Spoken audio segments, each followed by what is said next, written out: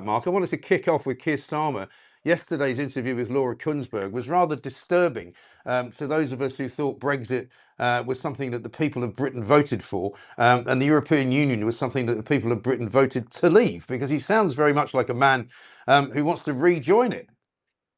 Yeah, Mike, I think it's actually even worse than that, right? I mean, I know there are some people who are still trying to relitigate the battles of 10 years ago when we had the Brexit referendum. 10th anniversary, of course, will be in 2026. And some of them are saying we've got to rejoin the EU, we've got to get our seat round the table. And I oppose those arguments, but those arguments actually make a bit more sense than what the Prime Minister said to Laura Kuenssberg. That he basically wants to align with the EU, he says, without rejoining it. Well, that is the worst of all possible worlds. That's one in which we are told what our rules and regulations will be by Brussels, but have no seat round the table at all. Now, I'm pretty sceptical that Britain's seat round the table really wielded any real influence. We were very often had foisted upon us a whole range of regulations and directives we didn't want. But at least when we were in the EU, we had a seat round the table. Keir Starmer's position seems to be that he wants to take all of that and still not have a seat around the table. Absolutely ludicrous. So if we align with the EU, if we say that what comes out in terms of Brussels regulations about the single markets, how you regulate vacuum cleaners, light bulbs, insecticides, paint products, insurance products, you name it, we will adopt all of that. Well, that will make it near impossible for us to ever strike a trade deal with any other country in the world, because most trade deals are based around agreeing some regulatory compromises with other countries. Well, if we've agreed that we're just going to adopt the EU rulebook, whatever that might be, and closely align with it, there's no point in sitting down with the Americans or the Canadians or the Indians or the Singaporeans to have a negotiation, because we would have already bought into all of their regulations. So the worst of all possible worlds. I think you're right in what you implied, Mike, that it's a bit sinister as well. You sort of suspect that they're trying to get us back into the EU inch by inch, rather than actually having the honesty to say we want to overturn the result of the 2016 referendum and revisit the whole thing. That would at least have the virtue of honesty, wouldn't it? Whereas this looks like sort of mission creep, slowly dragging us back in without actually having the fight about it. Right. Because I was amazed at how bad the interview was, actually, in terms of what Laura Kuenssberg could have asked him about. And she tried to press him a bit on the European Union and exactly what it would look like, and how his new kind of wish to have closer alignment would actually work, and which particular areas of industry or which particular areas of the economy he would get involved with. And he didn't really explain it. He couldn't really say how it would look. And he talks about, well, we've already done it with agriculture, which not a lot of people are happy about, and we didn't. And there was no exploration of that by Laura Kuenssberg, when she should have said, well, how does that affect British farmers? How does that affect the food industry in this country? Exactly what regulations are they now going to have to be subjected to? And there's no kind of clarity. And I find this really frustrating about the way that politicians are let off the hook every single time they're on like mainstream TV shows. They don't actually get asked anything at all. They get to give a stock answer and then they just move on to another question. Yeah, I agree with you. I mean, I think actually usually Laura Kuenssberg is quite good at drilling in, but I didn't think in this interview that she was especially. She usually does press a bit harder, but there's all sorts of questions that need to be asked about this. I mean, the Prime Minister has got to sit back down and do another long form interview ASAP, so precisely those questions can be asked, Mike, because we need to be able to point to a whole range of areas in which us agreeing to align with the European Union, we can point to or suggest would be harmful to UK businesses. Now, everybody always focuses on the exporter, right? Supposing you're doing business with the single market, wouldn't it be easier if there's one set of rules? But look, it's true if you export to any country, to any market, you've got to abide by their rules, right? If you want to sell a particular product in Japan or America or Germany, it's got to be compliant with the rules that persist in that particular area. You can't sell something in Japan which breaches Japanese regulations. But that's not a reason for us to adopt Japanese regulations internally. And that's the bit that I think Laura Kuenssberg didn't really tease out of him. So what I got from watching the PM, Mike, was it's just such vague stuff, isn't it? You can sort of just about get your head around that his view of the world is this globalist, international human rights, liberal, cosmopolitan, diversity is our strength sort of thing. That's basically what the Prime Minister thinks. But once you try and press him on the specifics, well, he's all fingers and thumbs, basically, isn't he? And that was true throughout the interview on basically every topic he was asked about. But that's the other thing that really worried me as well, because I noticed he started using this phrase, and I don't know if you picked up on this, and he said it quite a lot and quite repeatedly and sort of almost deliberately. A sovereign decision, he kept saying. We're going to make a sovereign decision.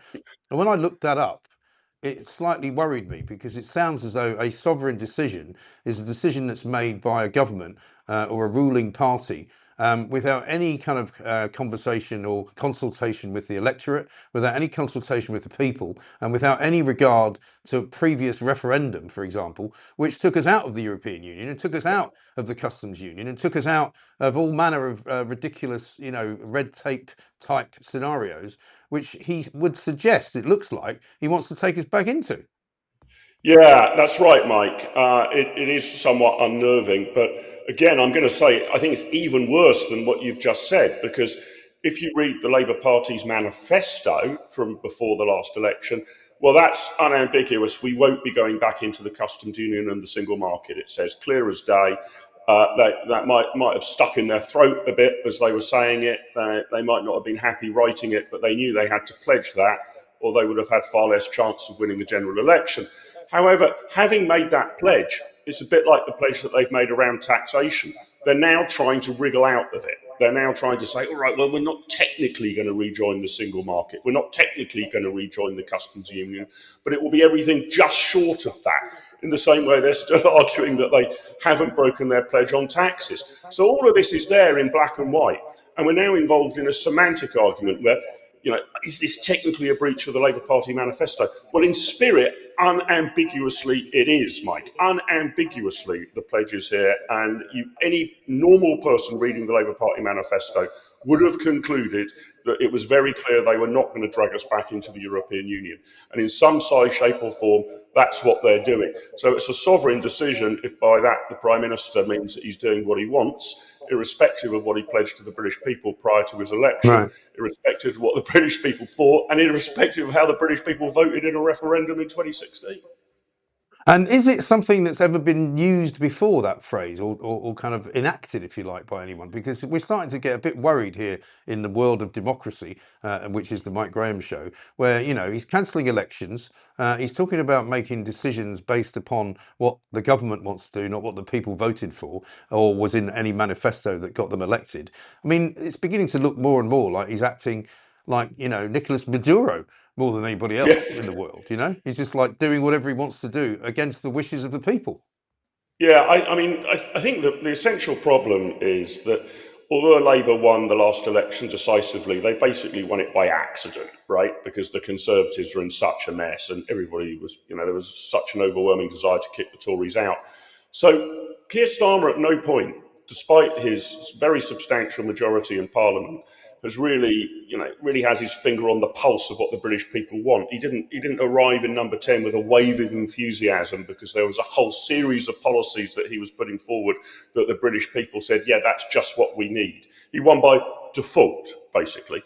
So we're in this odd position in which we elected a Prime Minister with a massive majority, but not really because anybody was particularly fond of what he was standing for, merely because he was the easiest vehicle to kick out the Conservatives. And that's why we've now got ourselves, I think, into this pretty horrific mess, that he's not simpatico with the basic views and attitudes of the average electorate. He has this, I wouldn't go so far to describe it as a philosophy, Mike, but his basic view of the world is all, international human rights lawyers know best. And if only we listen to international human rights lawyers more, the world would be a better place. Well, that goes down like a cup of tepid sick with most of the electorate, that sort of attitude. So he's detached from what the electorate want. And therefore, you get these oddities. I thought it was very weird, the interview with Laura Kuenssberg, that you felt even if Keir Starmer did believe anything, he would be too scared to express it in an interview. So he doesn't even have the courage of whatever rather small convictions he might have. And on the election cancellation thing, Mike, I rather agree with you. I mean, I'm not a tinfoil hat kind of guy. But to have cancelled or postponed elections once because of an administrative reorganisation, all right, I mean, I'll raise an eyebrow, but I'll just about give you that. But when it comes round to that cycle and you're postponing them again, that is unnerving. I mean, if it really was an emergency brake applied last year, there's no excuse for applying it this year. And it's difficult, isn't it, not to reach the conclusion that they're trying to delay these elections, probably not cancel them forever, but delay them almost indefinitely because they fear what the electorate's going to tell them. Well, once you have a government that behaves that way, you are only 2 or 3 steps away from a dictatorship. So that's appalling. I mean, I know Reform and Nigel Farage are taking legal action about it.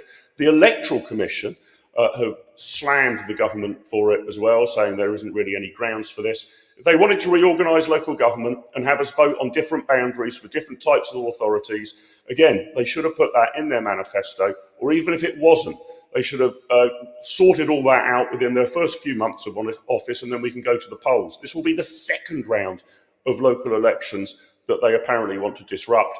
And surprise, surprise, it seems to be in areas in which most observers and pollsters would say they are going to get an absolute pasting. So how very convenient that those elections seem to be being postponed again. Pretty chilling stuff.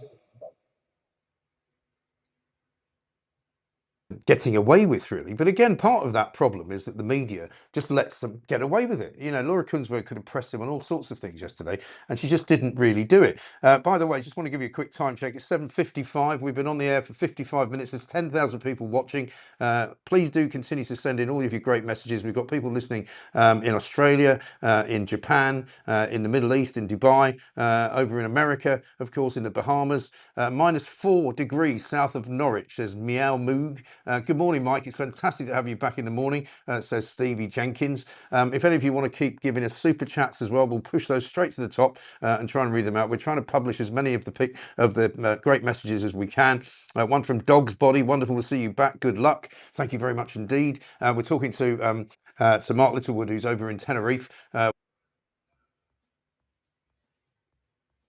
Came up there. I didn't quite catch it. Let me ask you about another headline in the Daily Mail today, Mark. UK faces zombie apocalypse over triple whammy of economic gloom. I mean, the world is so weird nowadays that doesn't even make anything other than a page 2 lead. Zombie apocalypse economy. That's what we're going to have.